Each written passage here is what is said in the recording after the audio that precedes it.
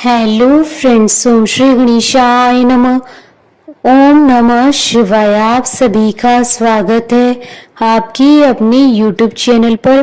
Friends, आज हम आपको इस वीडियो में बताने जा रहे हैं कजली तीज की पौराणिक व्रत कथा, नीमड़ी माता की कथा, पूजा विधि, शुभ मुहूर्त और सातुड़ी तीज की उद्यापन विधि और महत्व के बारे में। फ्रेंड्स, वीडियो शुरू करने से पहले आपसे रिक्वेस्ट है, अगर आप हमारे चैनल पर नए हैं और आपने अभी तक चैनल को सब्सक्राइब नहीं किया है तो प्लीज सब्सक्राइब कीजिएगा चैनल को, साथ ही प्रेस कीजिएगा बेल आइकन को, जिससे नए वीडियो से रिलेटेड नोटिफिकेशन आपको तुरंत प्राप्त हो सके। और वीडियो पसंद आने पर वीडियो को लाइक और शेयर जरूर कीजिएगा ताकि सभी भक्तों को इस वीडियो का लाभ प्राप्त हो सके।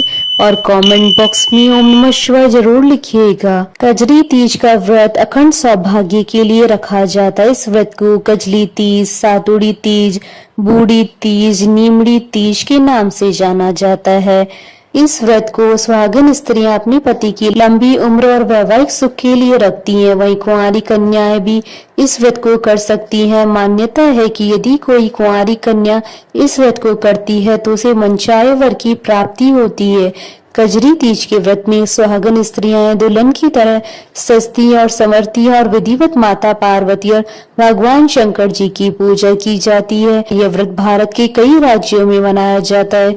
जो भी सुहागन स्त्री कजरी तीज के व्रत को करती है उसे भगवान शिव और माता पार्वती की ओर से अखंड सौभाग्य का वरदान मिलता है। साथ ही उसका वैवाहिक जीवन सुखमय बना रहता है और उनके जीवन में किसी भी प्रकार की परेशानी नहीं आती है। फ्रेंड्स, अब आइए जानते हैं कजरी तीज की पूजा विधि और पूजा सामग्री के बारे में। पूजा सामग्री में 16 श्रृंगार की सामग्री, सुहाग का सामान माता पार्वती को अर्पित करें। सुहाग के सामान के साथ साथ अन्य सामग्री में मेहंदी, हल्दी, बिंदी, कंगन, चूड़ियां, सिंदूर, काजल, लाल कपड़े, गजरा, मांग टीका, नथ और कांटा, कान के गहने, हार, बाजूबंद, अंगूठी, कमरबंद, बिछुआ, पायल, अगरबत्ती, कुमकुम, सत्तू, फल, मिठाई, रोली, मूली आदि।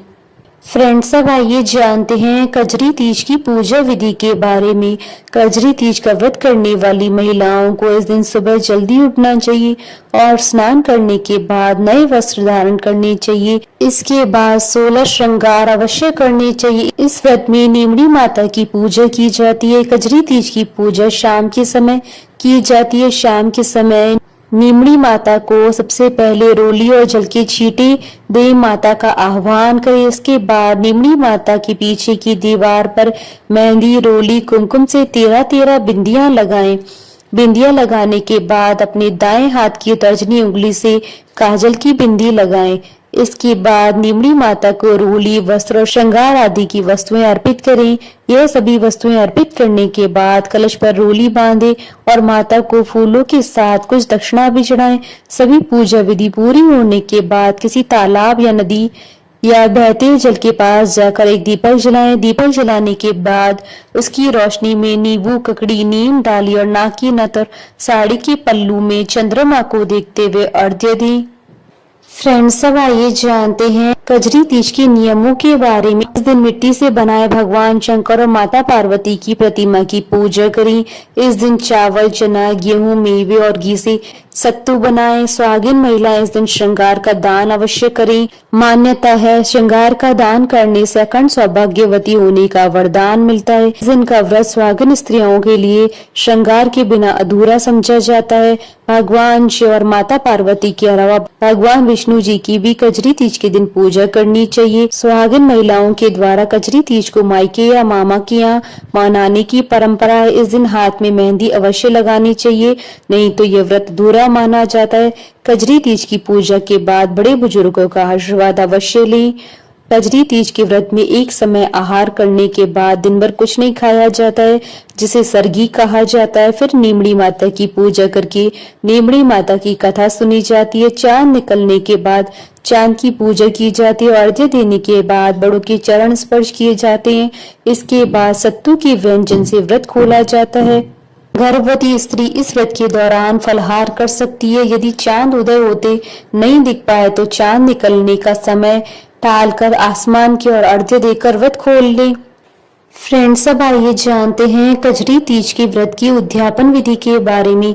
कजरी तीज का व्रत करने के बाद उसका उद्यापन करना बहुत आवश्यक होता है, क्योंकि किसी भी व्रत का उद्यापन किए बिना उसका संपूर्ण फल प्राप्त नहीं होता है।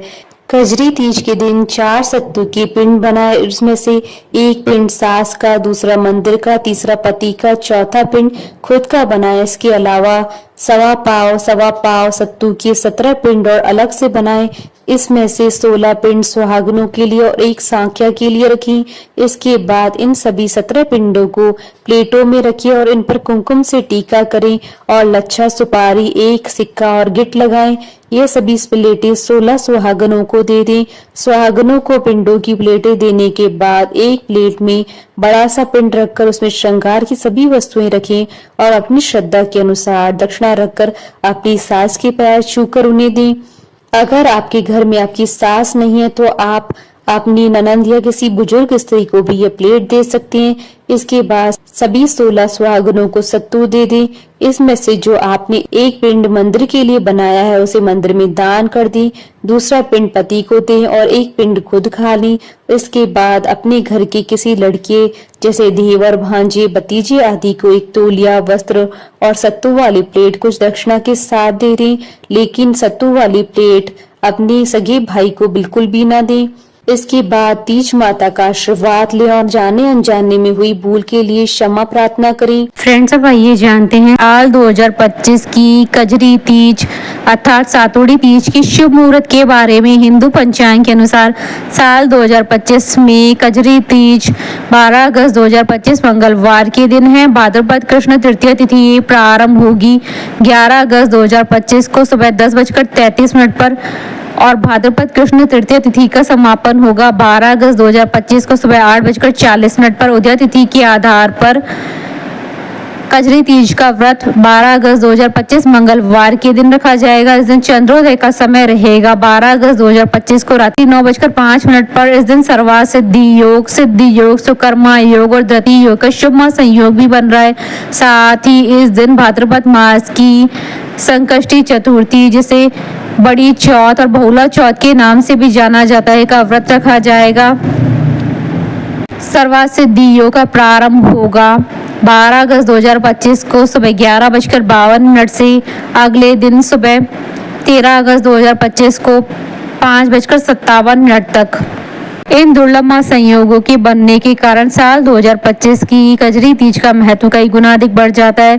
इस दिन व्रत रखने पर व्रत का दुगना फल प्राप्त होगा और आपकी सभी मनोकामनाएं शीघ्र ही पूर्ण होंगी और अखंड सौभाग्य की प्राप्ति होगी। फ्रेंड्स, अब हमारे चैनल पर ज्वाइन बटन को दबाकर हमारे चैनल के मेंबर भी बन सकते हैं। हम हमारे चैनल के मेंबर्स की कमेंट्स को टॉप प्रायोरिटी पर रखकर उनका रिप्लाई करते हैं।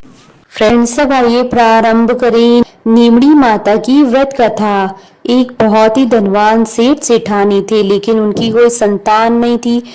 इसके लिए सेठानी ने भादों की कजरी तीज यानी बड़ी तीज का व्रत किया और नीमड़ी माता से प्रार्थना की कि अगर उसे संतान हो जाए तो वह उन्हें 1.25 मण का सातू चढ़ाएंगी। माता की कृपा से सेठानी को 9वें महीने में एक पुत्र की प्राप्ति हुई, लेकिन सेठानी सातू चढ़ाना भूल गई। देखते ही देखते सेठानी को 7 पुत्र हो गए। पहले बेटे का विवाह भी हो गया और सुहाग रात में ही सांप ने उस पुत्र को डस लिया, जिससे उसकी मौत हो गई। एक के बाद एक 6 पुत्रों की मौत शादी की रात को होती गई। इसे देखकर सेठ सेठानी ने तय किया कि वह अपने 7वें बेटे का विवाह नहीं करेंगे, लेकिन गांव वालों के बहुत कहने और समझाने पर सेठ सेठानी ने बेटे की शादी दूर देश से करना तय किया। बेटे की सगाई के लिए सेठ बहुत दूर तक एक गांव आए और देखा कि वहां 4-5 लड़कियां खेल खेल रही थी, जो मिट्टी का घर बनाकर तोड़ रही थी। उनमें से एक लड़की ने कहा, मैं अपना घर नहीं तोड़ूंगी। सेठ को यह लड़की समझदार लगी। खेलकर जब लड़की वापस अपने घर जाने लगी तो सेठ जी उसके पीछे पीछे उसके घर गए। सेठ ने लड़की की माता पिता से बात करके अपनी लड़की की सगाई व विवाह की बात पक्की कर दी। उसके बाद विवाह भी हो गया। बारात विदा हुई। लंबा सफर था और उस दिन कजरी तीज भी थी, इसलिए लड़की की माँ ने लड़की से कहा कि सातु वह सीख दे रही है, रास्ते में कहीं पर शाम को नीमड़ी माता की पूजा करना, नीमड़ी माता की कहानी सुनना और सातु चढ़ाकर उसे खाना और सासू माँ के लिए भी ले जाना। रास्ते में ससुर ने बहू को खाने को कहा तो वह बोली, आज कजरी तीज का उपवास है, शाम को नीमड़ी माता का पूजन करके नीमड़ी माता की कहानी सुनकर ही भोजन करूंगी। एक कुएं के पास नीमड़ी नजर आई तो सेठ जी ने गाड़ी रोक दी। बहू नीमड़ी माता की पूजा करने लगी तो नीमड़ी माता पीछे हट गई। बहू ने पूछा, हे माता, आप नाराज क्यों हैं? आप पीछे क्यों हटी हैं? तब नीमड़ी माता ने अपनी सास की सारी कहानी उसे बताई कि वह कैसे सातु चढ़ाना भूल गई। बहू बोली, हमारी परिवार की भूल को क्षमा करे माँ, और मैं आपको सातु चढ़ाएंगी। कृपया मेरे सारे जेठ वापस कर दो और मुझे पूजन करने दो। माता नववधू की भक्ति और श्रद्धा को देखकर प्रसन्न हो गई। बहू ने नीमड़ी माता का पूजन किया और चांद को अर्घ्य दिया, सातु पास लिया और कल्पना ससुर जी को दे दिया। प्रातः होने पर बारात अपने नगर को लौट आई। बहू के ससुराल में प्रवेश करते ही उसके सारे जेठ प्रकट हुए। सास बहू के पैर पकड़कर धन्यवाद करने लगी। तब बहू ने सारी कहानी सास को बताई और कहा कि अपनी भूल को सुधार करे और नीमड़ी माता को सातु चढ़ाएं। 12 महीने के बाद कजरी तीज पर सभी बहू और सास ने मिलकर 7.25 मण का सातु नीमड़ी माता को चढ़ाया। ये नीमड़ी माता जैसा उनके आनंद हुआ वैसा सबके हुए। खोटी की खरी, अधूरी की पूरी। फ्रेंड्स, अब आइए प्रारंभ करें सातुड़ी तीज की व्रत कथा। कथा के अनुसार एक नगर में गरीब ब्राह्मण रहता था। उस ब्राह्मण की पत्नी ने कजरी तीज का व्रत रखकर ब्राह्मण से कहा, हे स्वामी, मैंने आज कजरी तीज का व्रत रखा है, आप मेरे लिए कहीं से भी चने का सत्तू लेकर आएं, जिससे कि मैं अपने व्रत का पालन कर सकूं। ब्राह्मण अपनी पत्नी की बात सुनकर चिंतित हो जाता है और सोचता है कि मैं सत्तू कहाँ से लेकर आऊं।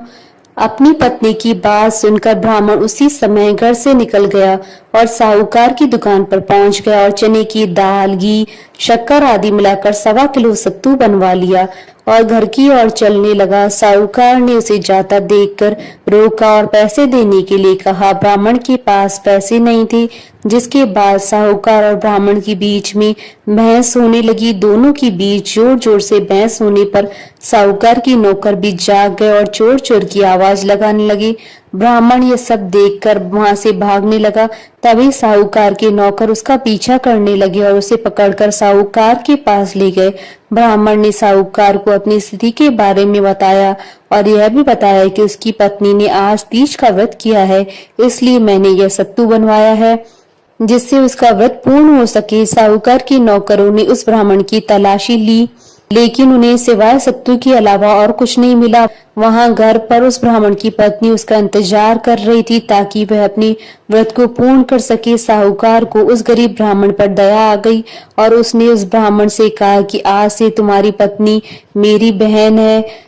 जिसके बाद उसने ब्राह्मण को सत्तू, गहने, रुपए, मेहंदी और लच्छा और बहुत सारा धन दिया और उस ब्राह्मण की पत्नी ने कजली माता के व्रत को पूर्ण किया। हमारे साथ इस वीडियो में अंत तक बने रहने के लिए आपका धन्यवाद। ओम श्री गणेशाय नमः। ओम नमः शिवाय।